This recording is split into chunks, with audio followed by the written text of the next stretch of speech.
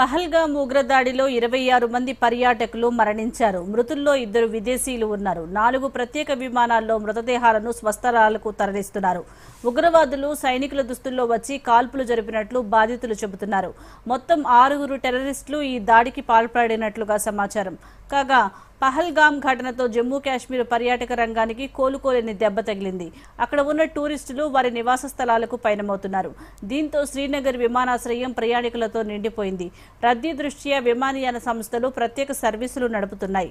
మరోవైపు ఉగ్రదాడి ఘటన నేపథ్యంలో జమ్మూ కాశ్మీర్లో హై అలర్ట్ కొనసాగుతోంది.